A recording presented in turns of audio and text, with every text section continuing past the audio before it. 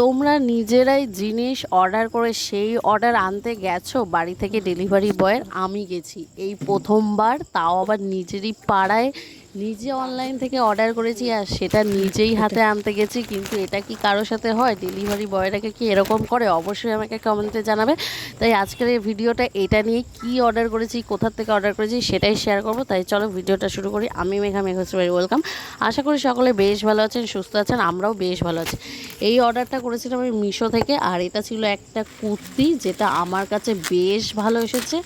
যেমন সুন্দর দেখেছিলাম সেই রকমই সেম এসেছে, কোনো খুঁত নেই কুর্তিটা। আর যেই কথাটা আমি বললাম, ডেলিভারি বয় আমাকে কেন দিয়ে যায়নি, কারণ সে যেখানে কাজ করে বা সে যেখানে থাকে সেই পাড়াতেই আমি থাকি, বা সে যেখানে কাজ করে আমিও সেখানেই কাজ করি।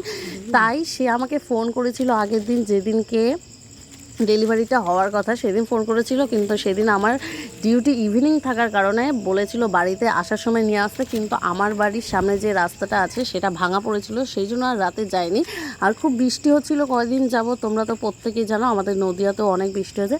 তাই আর নিইনি। পরের দিন সকালবেলায় চাটা খেয়েই চলে গেছিলাম সেই দাদার বাড়িতে, আর গিয়েই তার মেয়ের কাছ থেকে আমি আমার এই অর্ডার করা জিনিসটা নিয়ে নিই, আর আগেই আমি টাকাটা পাঠিয়ে দিই। তাই এই দাদা যেহেতু একই জায়গায় কাজ করে, সেহেতু আর আমার বাড়িতে আসেনি, আর একই পাড়ায় বলে সেই জন্য আমি নিজেই হাঁটতে হাঁটতে গেছিলাম, অর্ডারটা নিয়েছিলাম। আমার কাছে অর্ডারটা বেশ ভালো এসেছে। তোমাদের কাছে কেমন এসেছে অবশ্যই বলো।